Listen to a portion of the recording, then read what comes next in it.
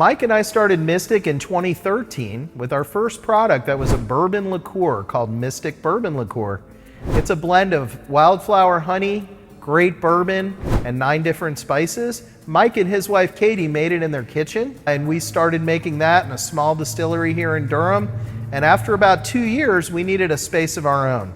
So we bought this 22-acre farm and built the distillery from the ground up. I really started out passionate actually about making beer when I was in college. I figured out at 20 years old I could buy the ingredients to make beer. And so I was really lucky to have like a homebrew shop that kind of got me started, opportunity to work at a craft brewery locally and start getting some of that experience in, and really got obsessive about making beer, but at the same time drinking bourbon. And so it was kind of a natural transition from like beer to bourbon. I'd also had some chemistry in college and had some exposure to distillation. At the time I was about ready to start the business. There were so many breweries already in the area. I was already passionate about bourbon. The timing was right to get into bourbon instead of beer. That's how we kind of started in with our first product, which was a bourbon liqueur, modeled after a Scotch liqueur that my wife and I had had on a trip to Scotland. So we had been going over and touring all over Scotland, and they had a holiday kind of tradition in Scotland similar to mulling wine or mulling cider.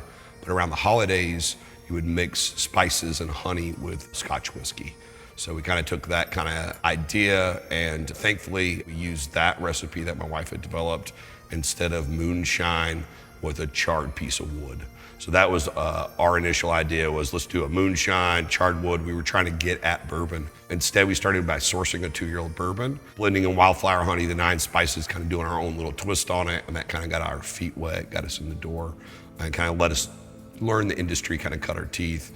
And then we were able to then buy the 22 acres that we're here now at. And then lease 100 acres out in Hillsboro, where we grow all the grains for our bourbon. This is a business we started without a net. We didn't have big investors. We bootstrapped this from a small investment from each of our families. We went to our wives and we said, look, this is something we want to do. We're going to take a small part of our nest egg. We're going to pool it together. We're going to handcraft this. Started with the first product Mike and Katie developed, the bourbon liqueur. And then we've just bootstrapped it over the years to bourbon production and then into greater production. Our early marketing was just, we could let people taste it, right? All we could do was charity events here in North Carolina. Yeah. And so all we could do is we went to every museum, every black tie you can imagine, and we would show up and pour the just hand out samples and hope they would make their way to the ABC store and eventually buy it. So it's always been about quality. Early on, we kind of started the company with that kind of like, it has to pass the blind taste test. That's always been a thing, and that's something I was humbled. It was actually when I was brewing beer, we did a blind taste test and we had got all the different like beers out, Budweiser, Bud Light, like every light beer, every one. We blinded them and none of us brewers could tell the difference. Coors Light won in a blind against all the domestic beers, which was weird, but you could not tell Bud Light, Coors Light. We all thought we could. We were all very snobby about it.